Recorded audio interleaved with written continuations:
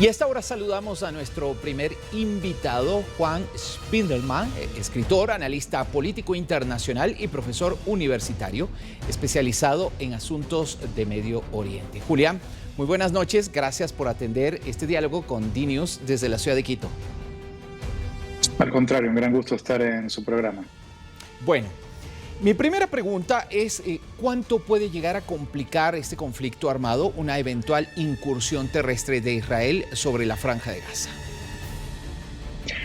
Bueno, esta incursión terrestre, según lo plantea el ejército israelí, es necesaria para poder eliminar el liderazgo de Hamas y a los militantes de Hamas y en la medida de lo posible rescatar a los rehenes, que son más de 225 que están secuestrados allí.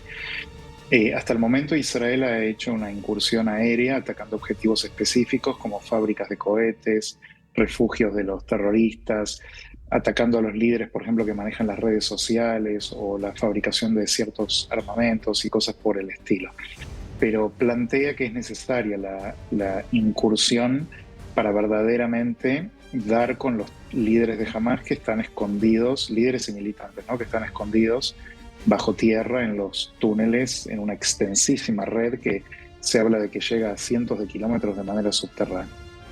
Ahora, Julián, a propósito de lo que me está mencionando, es una apuesta bastante peligrosa también la que hace el Estado de Israel.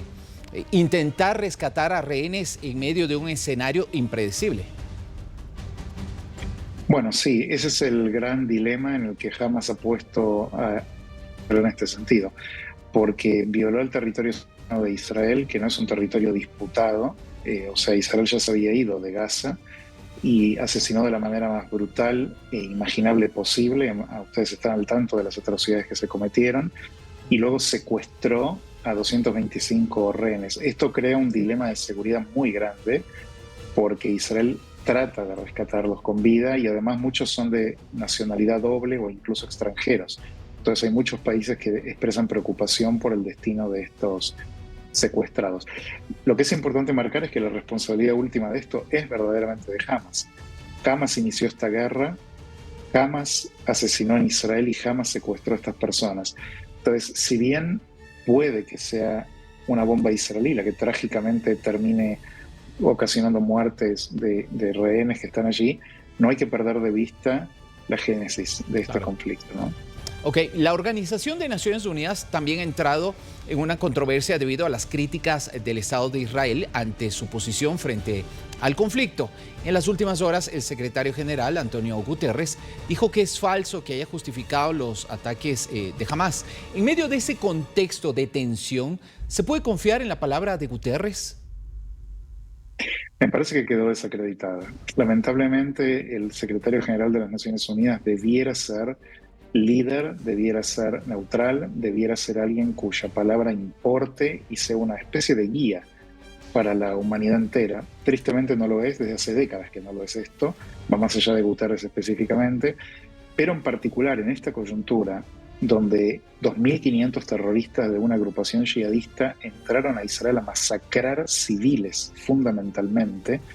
De los 1.400 que mataron, 300 son soldados, el resto son todos civiles, a violar mujeres, a incendiar ancianos vivos, a acribillar bebés. Después de esta barbarie absolutamente inconcebible, que el secretario general declare de alguna manera una frase que es interpretada como que justifica, contextualiza esta agresión despiadada, verdaderamente es escandaloso. Y bueno, Israel se lo marcó, el embajador israelí en la ONU le pidió su renuncia, luego Guterres buscó de alguna manera suavizar la declaración, pero ya está el récord, digamos, la hemos leído todos, claro, la hemos visto, de manera que es un problema para la credibilidad de las Naciones Unidas en su conjunto, que incluso en el día de hoy no pudo aprobar una resolución su Consejo de Seguridad que apoya a Israel y que condena el terrorismo de Hamas. Simplemente no pudo por la dinámica de la ONU. Lo cual, nada, las Naciones Unidas vienen desde hace muchos años ya perdiendo credibilidad mundial, y esta frase muy desafortunada de Guterres habla también de una pérdida de brújula moral al más alto nivel de la estructura. Julián, Usted habló de desacreditada, refiriéndose a la palabra, la imagen del secretario general de Naciones Unidas. ¿En qué medida esta posición inicial de Guterres aleja por el momento cualquier posibilidad de que las partes piensen siquiera en una mediación?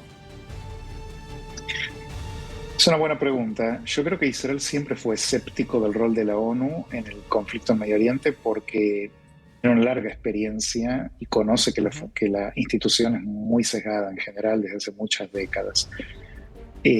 Con esto lo veo más difícil todavía. Es probable que coopere con algunas instituciones específicas como la Cruz Roja Internacional por velar por la salud y el bienestar de los rehenes, o por asistir con ayuda humanitaria a Gaza a través de Rafah en la frontera con Egipto, pero ya una mediación política con intervención de la ONU da la impresión de que el gobierno israelí va a estar muy, muy escéptico de una involucre.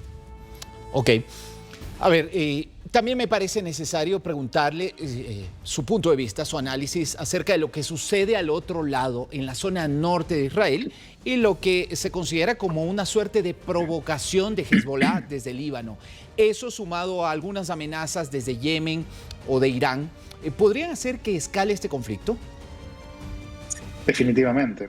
La gran preocupación de Israel e incluso de Estados Unidos, y debiera ser de la comunidad internacional entera, es que Irán active a todo el círculo de milicias que apadrinó y entrenó para atacar a Israel. Tiene presencia a través de Hezbollah en el Líbano, a través de los Hutis en Yemen, que es un poco más lejos, pero también guardias revolucionarias propias y Hezbollah en Siria, en Hamas y la Yihad Islámica Palestina en Gaza, e incluso ha intentado agitar Cisjordania.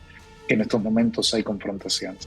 De manera que sí, es una gran preocupación. De todo este círculo de yihadismo fundamentalmente chiita que rodea a Israel, bueno, Hezbollah es el más preocupante porque se estima que tiene un arsenal de entre 100.000 y 150.000 cohetes o misiles que a cubrir la totalidad del territorio israelí. Intervenir en simultaneidad cuando él está en Gaza, concentrado en esa región, podría infligir un daño importante. Y por esto es que creo que Estados Unidos envió los portaaviones, más 2.200 marines, y está de alguna manera dando mensajes públicos a Irán de que no active este nuevo frente de batalla porque Estados Unidos podría considerar intervenir militarmente también.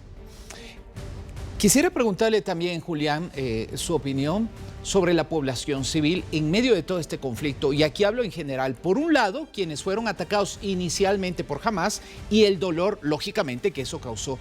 Pero también por el otro lado, la población que vive dentro de la Franja de Gaza. ¿Cómo tratar, cómo enfrentar esta problemática?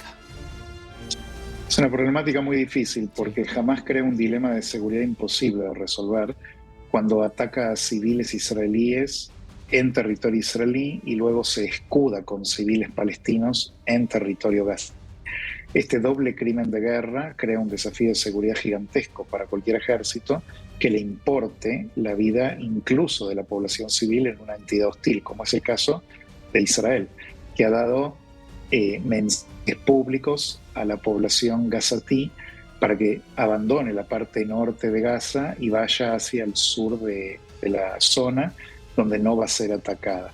El problema es que Hamas, si bien cientos de miles ya han hecho ese desplazamiento, el Hamas les dice que es falso, que esto es propaganda sionista, que deberían quedarse donde están, y en algunos casos incluso los retiene a punta de pistola, porque Hamas sabe que lo benefician las muertes civiles palestinas porque la opinión pública se indigna contra Israel, más que contra Hamas.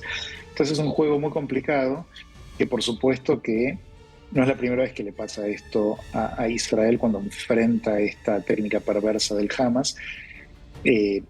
Hace el máximo esfuerzo en no atacar población civil. Lo que sí es importante entender acá y no perder de vista es que el responsable último de crear esta situación y por manipular las vidas de los propios gazatíes verdaderamente es Hamas, aun cuando la bomba sea de Israel, ¿no? Esto yo sé que suena frío y crudo decirlo, pero es importante que se entienda porque verdaderamente quien está exponiendo a la población gazatí al fuego israelí son los propios Hamas. Julián, muchísimas gracias por su tiempo y por el análisis que ha hecho esta noche.